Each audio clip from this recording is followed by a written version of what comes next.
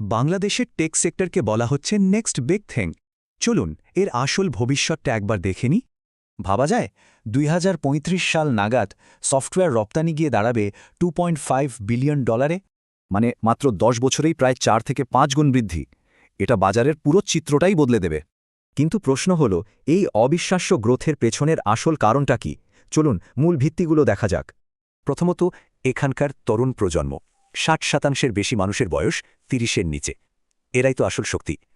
আর এখানকার ট্যালেন্ট বেশ সাশ্রয়ী, মানে কম খরচে দক্ষ কর্মী পাওয়া যায়, যা একটা বিশাল প্লাস পয়েন্ট। শুধু তাই না, অফিস বা বাসার ভাড়াও বেশ কম, ফলে ব্যবসা শুরু করার ঝুঁকিটাও অনেক কমে আসে।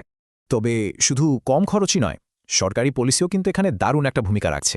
ডিজিটাল বাংলাদেশ ভিশনটা কিন্তু শুধু কথায় নয়, এটা বিনিয়োগ টানার একটা বড় স্ট্র্যাটেজি। যেমন ধরুন, হাইটেক পার্ক, স্টার্টআপদের জন্য সাপোর্ট, এগুলো ব্যবসাকে অনেক সহজ করে দিচ্ছে। তো এই সব কিছুর উপর ভিত্তি করে আগামী ১০ বছরে কি হতে চলেছে, চলুন সেই ছবিটা দেখি।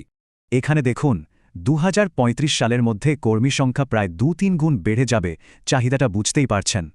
এই চার্টটা একবার দেখুন, টেক ইন্ডাস্ট্রির প্রায় প্রত্যেকটা দিকেই কিন্তু লাফিয়ে লাফিয়ে গ্রোথ হচ্ছে।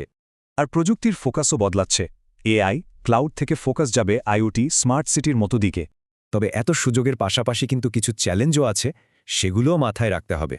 বিনিয়োগের জন্য হট টপিক কোনগুলো? অবশ্যই ক্লাউড, ফিনটেক আর আর্টিফিশিয়াল ইন্টেলিজেন্স।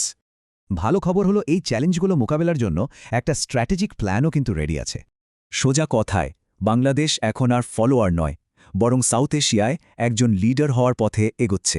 তাহলে কি বলাই যায়, আগামী দশকে টেক সেক্টরে সেরা বিনিয়োগের জায়গা হতে পারে বাংলাদেশ?